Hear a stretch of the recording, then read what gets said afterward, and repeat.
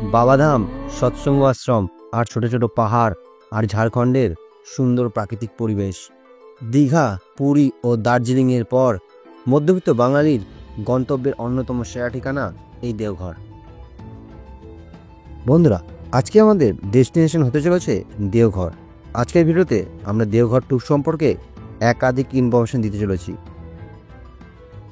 কোন ট্রেনে যাবেন, কোথায় থাকবেন, কোন কোন সাইট সিন ঘুরবেন, অটো ভাড়া, হোটেল ভাড়া, খাবারের রেট, সমস্ত কিছু সম্পর্কে জানাবো এবং জানাবো কিভাবে 2 রাত এবং 3 দিনের মধ্যে সমস্ত দেওঘর ঘুরে দেখবেন। আমরা যেহেতু হঠাৎ করেই দেওঘর যাওয়ার প্ল্যান করেছিলাম, তাই এক্সপ্রেসের টিকিট পাইনি। আমরা হাওড়া থেকে ভোরবেলা 4টের সময় বর্ধমান লোকাল ধরে চলে গিয়েছিলাম বর্ধমান, এবং সেখান থেকে বর্ধমান ঝাঁঝা মেমু ট্রেন করে পৌঁছেছিলাম জেসিডি স্টেশনে। কিন্তু সঠিক প্ল্যানিং করলে হাওড়া বা শিয়ালদা, শালিমারবাগ, কলকাতা স্টেশন থেকে দেওঘর যাওয়ার একাধিক ট্রেন রয়েছে, যেখানে আপনি আপনার সময় মতো রিজার্ভেশন করে নিতে পারবেন। যেমন রয়েছে পূর্বা এক্সপ্রেস, নিউ দিল্লি দুরন্ত এক্সপ্রেস, দ্বারভাঙা উইকলি এক্সপ্রেস, কুম্ভ এক্সপ্রেস, উপাসনা এক্সপ্রেস, মিতালি এক্সপ্রেস।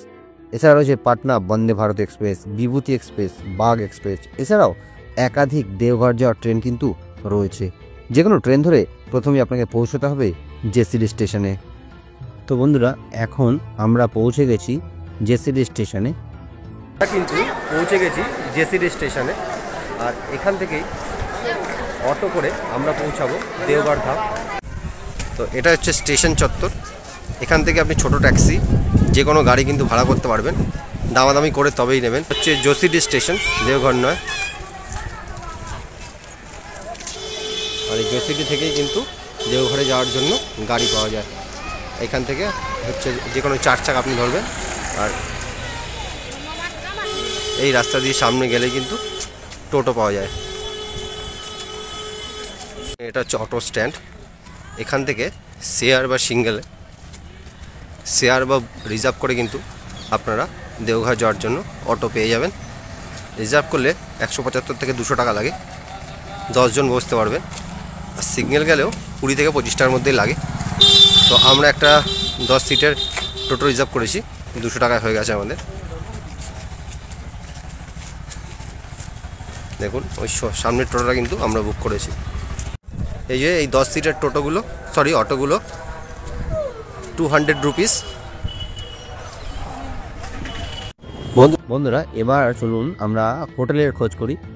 দেওঘরে একাধিক জায়গায় হোটেল রয়েছে, যেমন দেওঘর স্টেশনের সামনে হোটেল রয়েছে, বৈদ্যনাথ ধামের সামনে রয়েছে হোটেল। তাছাড়া সৎসঙ্গ মন্দির আশ্রমের নিকটও কিন্তু আপনি হোটেল পেয়ে যাবেন।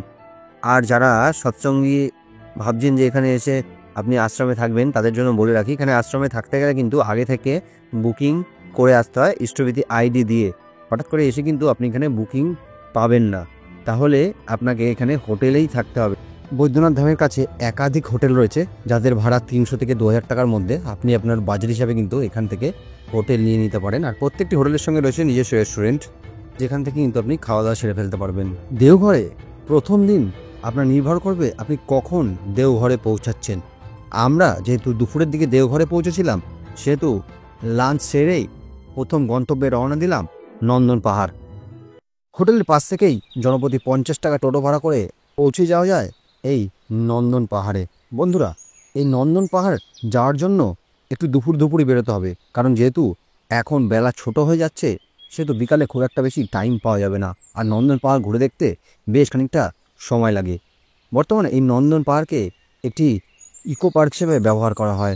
দেখুন, নন্দন পাহাড়ের ওপর থেকে সমস্ত দেওঘর শহরকে দেখতে কিন্তু ভারী অদ্ভুত লাগে। তাছাড়া এই নন্দন পাহাড়ে রয়েছে কচিকাচ্চাদের জন্য একাধিক সুন্দর সুন্দর রাইড রয়েছে। ভূতঘর, বাচ্চারা এই নন্দন পাহাড়টাকে খুব ভালো এনজয় করবে। কথিত আছে, রাবণ যখন শিবধামে প্রবেশ করার জন্য চেষ্টা করছিল, ঠিক তখনই নন্দী বাবার প্রহরী রূপে অবস্থান করছিল এবং রাবণকে শিবধামে প্রবেশে বাধা সৃষ্টি করেছিল। রাগে অভিমানে রাবণ নন্দীকে ছুঁড়ে ফেলে দেয়। সেই স্থানটি বর্তমানে নন্দন পাহাড় হিসাবে পরিচিত। বন্ধুরা, নন্দন পাহাড় থেকে ফিরতে ফিরতেই অনেকটা সন্ধ্যা হয়ে গেছিল। তারপর টিফিন করেই আমরা চলে আসলাম বৈদ্যনাথ ধামের সন্ধ্যারতি দেখতে। সন্ধ্যাবেলায় বৈদ্যনাথ ধামে এতটাই ভিড় হয় যেটা আপনি ভাবতেও পারবেন না, কারণ এখানে সন্ধ্যারতি দেখতে প্রচুর মানুষ কিন্তু ভিড় করে। আর কখন সন্ধ্যা হয়ে রাত কেটে যাবে সেটা আপনি বুঝতেই পারবেন না। তাই এই সন্ধ্যারতি দেখে আমরা আবার ডিনার করে হোটেলে ফিরে গেলাম। চলুন এবার দেখে নিই পরের দিন আমাদের কি কি প্ল্যান আছে।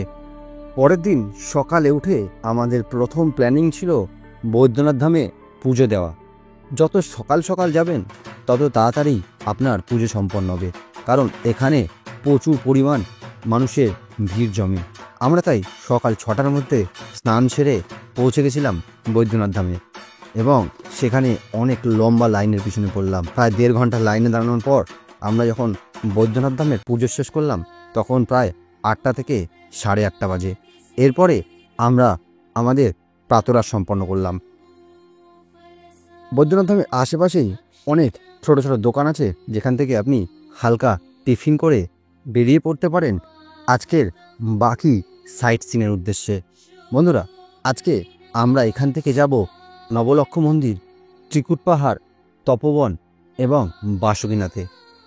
আর এই 4টে স্পট আপনি যদি অটো করে যেতে চান তাহলে ভাড়া নেবে প্রায় 1600 থেকে 1700 টাকা, আর 4 চাকাতে প্রায় 2000 টাকার আশেপাশে ভাড়া নেবে। তো বন্ধুরা, আপনি যদি বাসুকীনাথ না যান তাহলে অটো ভাড়া 800 থেকে 1000 টাকার মধ্যেই পড়ে যাবে।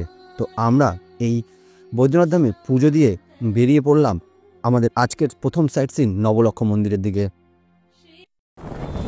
চলেছি নবলক্ষ মন্দিরের দিকে। রাস্তাগুলো কিন্তু খুবই সুন্দর, আর আজকে সারাদিনই এই অটোটাই আমাদের বাড়ি ঘর সব হতে চলেছে, কারণ বাসুকীনাথ থেকে ফিরতে ফিরতে মোটামুটি সন্ধ্যা ছুঁই হয়ে যাবে। তো চলুন প্রথমে যাওয়া যাক নবলক্ষ মন্দিরে। পৌঁছে গেছি নবলক্ষ মন্দির। আজ থেকে প্রায় বহু বছর আগে এই নবলক্ষ মন্দির থেকে 9 লক্ষ টাকা দিয়ে নির্মাণ করেছিলেন এখানকারই এক রাজা। সেই কারণেই এই মন্দিরটির নাম নবলক্ষ মন্দির। দারুণ সুন্দর একটি মন্দির, প্রচুর পর্যটক দেব নবলক্ষ মন্দিরে। আর নবলক্ষ মন্দিরের ভেতরটা এতটাই সুন্দর আর এতটাই ঠান্ডা, কখন আপনি আপনার সময় কাটিয়ে ফেলবেন বুঝতেই পারবেন না। দারুণ সুন্দর একটি মন্দির। তো এই নবলক্ষ মন্দিরে বেশ কিছুটা সময় কাটানোর পর আমরা এখান থেকে বেরিয়ে পড়ব ত্রিকুট পাহাড়ের দিকে। এই নবলক্ষ মন্দির থেকে ত্রিকুট পাহাড় যেতে অটোতে বেশ কিছুটা সময় লাগবে। আর যখন আমরা রাস্তা দিয়ে ত্রিকুট পাহাড়ের দিকে যাচ্ছিলাম, দূর থেকেই হালকা পাহাড় আমাদের চোখে ভেসে আসছিল। বন্ধুরা, ত্রিকুট পাহাড়ে কিন্তু আগে রোপওয়ে ছিল, একটা অ্যাক্সিডেন্টের পর সেই রোপওয়ে বন্ধ হয়ে গেছে। আর এখানে একাধিক মন্দির রয়েছে, আর সবচেয়ে বেশি উৎপাত করে হচ্ছে বাদরের। আপনার চশমা, মোবাইল, হাতে ব্যাগ থাকলে টানাটানি শুরু করে দেয়, অনেকে কামড়েও দেয়। তো খুব সাবধান থাকবেন, আর আমি বলবো অবশ্যই গাইড নিয়ে যাবেন, তাহলে কিন্তু এই বাদর থেকে আপনি রক্ষা পাবেন। আর এখানে খুব সুন্দর সুন্দর জায়গা রয়েছে, যেমন রয়েছে সুন্দর সুন্দর গুহা। তারপরে আপনি ধীরে ধীরে পাহাড়ের ওপর ট্রেকিং করতে পারবেন। দারুণ সুন্দর এই জায়গাটি। এখানে বেশ কিছু সময় কাটানোর পর আমরা এখান থেকে বেরিয়ে যাব এবং আমাদের পরবর্তী ডেস্টিনেশন তপোবন পাহাড়ের উদ্দেশ্যে। আর তপোবন পাহাড়ে গিয়ে কিন্তু আমরা আমাদের লাঞ্চটা করে নেব, কারণ বেলা অনেক হয়ে গেছে। এবার আমরা চলেছি আমাদের পরবর্তী গন্তব্য তপোবন পাহাড়ের দিকে। দুদিকে শুধু খালি রাস্তা আর সুন্দর সুন্দর ফুল গাছ, কি দারুণ লাগছে দেখতেই পাচ্ছেন। বাড়িঘর, লোকজন প্রায় নেই বললেই চলে, নেই চাষের জমি, শুধু বন জঙ্গল। তার মাঝখান দিয়ে করা রয়েছে সুন্দর এই রাস্তা, যেই রাস্তা দিয়ে আমরা চলেছি তপোবন পাহাড়ের দিকে। তো দূর থেকেই দেখা যাচ্ছে সেই তপোবন পাহাড়ের খুবই সুন্দর দৃশ্য। দেখুন, আমরা পৌঁছে গেছি সেই তপোবন পাহাড়ে। তপোবন পাহাড়ে উপরে ওঠার জন্য রয়েছে সিঁড়ি, আর ওপরে 2-3টে মন্দির রয়েছে। আর একটা জিনিস বলে রাখি, এই তপোবন পাহাড়ের মধ্যে কিন্তু বেশ কিছু গুপ্ত গুহা রয়েছে, যেখানে আপনি প্রবেশ করলে বেরোনো কিন্তু খুবই মুশকিল। যদিও সবাই কিন্তু সেই গুহাতে ঢোকে এবং একটি গোপন রাস্তা দিয়ে বেরিয়ে আসে, যেটা কিন্তু খুবই এন্টারটেনিং। আর বাচ্চাদের নিয়ে কিন্তু সেই সব গুহায় ঢুকবেন না। আমরা ঢোকার পর খুবই বিপদে পড়েছিলাম। আগে এভাবে তীর করা ছিল গুহার রাস্তা, কিন্তু এখানকার গাইডরা সেই তীরগুলোকে মুছে দিয়েছে যাতে তাদের সবাই ভাড়া করে নেয়। কিন্তু আমরা গাইড ছাড়াই গুহার মধ্যে ঢুকেছিলাম এবং অনেক কষ্ট করে কিন্তু এখান থেকে বেরিয়ে এসেছি। আর ট্রেকিংয়ের খুব ভালো একটি জায়গা। বন্ধুরা, আপনারা যদি এখান থেকে বাসুকীনাথ যেতে চান তাহলে কিন্তু আপনার এই দিনটি পুরোটাই লেগে যাবে। আর যদি আপনারা বাসুকীনাথ না যান তাহলে এখান থেকে সোজা দেওঘর ফিরে গিয়ে বিকেলে অনুকূল ঠাকুরের সৎসঙ্গ আশ্রম মন্দিরটি দর্শন করে পরের দিন সকালেই কিন্তু ট্রেন ধরে হাওড়া বা শিয়ালদা ফিরে যেতে পারেন। সেক্ষেত্রে 2 দিনের মধ্যে কিন্তু আপনার দেওঘর দর্শন কমপ্লিট হয়ে যাবে। তো এই দেখুন তপোবন পাহাড় থেকে আশেপাশের দৃশ্যটা কি দারুণ লাগছে। তো আমাদের এখান থেকে গন্তব্য সোজাসুজি বাসুকীনাথ মন্দির। সেই বাসুকীনাথ মন্দির দেখে কিন্তু আমরা হোটেলে ফিরে যাব। যেহেতু কালকে দুপুরের পরে আমাদের ট্রেন রয়েছে, সেহেতু আমরা কাল সকালেই চলে যাব অনুকূলের ঠাকুরের সৎসঙ্গ মন্দির আশ্রম, এবং সেখানে দুপুরের প্রসাদ গ্রহণ করব, যেটি কিন্তু বিনামূল্যে দেওয়া হয়। সেই প্রসাদ নিয়ে আমরা কালকে বিকেলের ট্রেনে রওনা দেব কলকাতার উদ্দেশ্যে। চলুন এখান থেকে আমি আপনাদের সোজা নিয়ে যাই বাসুকীনাথ মন্দিরে এবং দেখাই বাসুকীনাথ মন্দিরটি কতটা সুন্দর। সেখান থেকে কালকে আমরা যাব অনুকূলের সৎসঙ্গ আশ্রমে, সেই সৎসঙ্গ আশ্রম আমরা দেখাবো। চলুন এখান থেকে যাওয়া যাক বাসুকীনাথে। বন্ধুরা, তপোবন থেকে বাসুকীনাথের দূরত্ব প্রায় 40 কিলোমিটার, প্রায় ঘন্টাখানেক সময় লেগে যেতে পারে। রাস্তাতে দাঁড়িয়ে আপনারা হালকা কোল্ড ড্রিঙ্কস বা অন্য কিছু খেয়ে নিতে পারেন। তো এই বাসুকীনাথ মন্দির খুবই জাগ্রত একটি মন্দির। এখানে শিব ও পার্বতী কিছুদিন একসাথে সময় কাটিয়েছিল। এখানে পুজো দিতে গেলে মহিলা ও পুরুষদের জন্য আলাদা আলাদা লাইন করা আছে। বলা হয়ে থাকে বৈদ্যনাথ ধামে যারা পুজো দেয় তাদের এই বাসুকী ধামে দর্শন করা অবশ্যই প্রয়োজন। তো এই বাসুকীনাথ দর্শনের পর আজকে আমরা ফিরে যাব আবার দেওঘরে। পরের দিন সকালে ব্রেকফাস্ট ছেড়েই পৌঁছে গেলাম অনুকূল ঠাকুরের সৎসঙ্গ আশ্রমে।